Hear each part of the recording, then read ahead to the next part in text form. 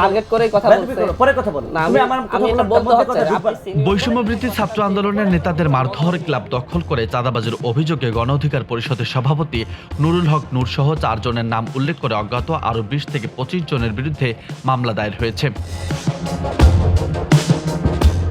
সোমবার রাতে খুলনা সদর থানায় মামলাটি করেন বৈষম্যবৃত্তি ছাত্র আন্দোলনের খুলনা মহানগর নেতা মোহাম্মদ নাঈম হাওলাদার। খুলনা সদর থানার ভারপ্রাপ্ত কর্মকর্তা মোহাম্মদ মাসুম মামলার বিষয়টি নিশ্চিত করেছেন।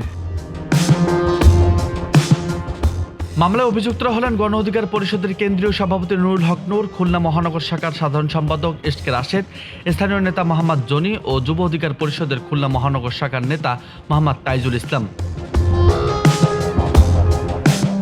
মামলার এজাহারে বলা হয়, বিবাদীরা স্থানীয় পঞ্চবীথি ক্লাব অবৈধভাবে দখল করে চাঁদাবাজি, অসামাজিক কর্মকাণ্ড চালাতেন। স্থানীয়দের অভিযোগের পরিপ্রেক্ষিতে গত 18 মার্চ রাত 9:30টায় বাদী ও সংগঠনের কয়েকজন সদস্য অভিযুক্তদের অবৈধ কার্যকলাপের বিরুদ্ধে অবস্থান নেন। এতে আরও উল্লেখ করা হয়, এ সময় নুরুল হক নূর মোবাইল ফোনে নির্দেশনা দিলে অন্য আসামিরা রড, দা, বাঁশের লাঠি ও কুড়াল নিয়ে হামলা চালান। হামলায় বাদীসহ আরও কয়েকজন আহত হন এবং পরে খুলনা মেডিকেল কলেজ হাসপাতালে চিকিৎসা নেন। খুলনা সদর থানার ভারপ্রাপ্ত কর্মকর্তা মোহাম্মদ মাসুম বলেন, মামলাটি তদন্তাধীন, আইন অনুযায়ী প্রয়োজনীয় ব্যবস্থা নেওয়া হবে।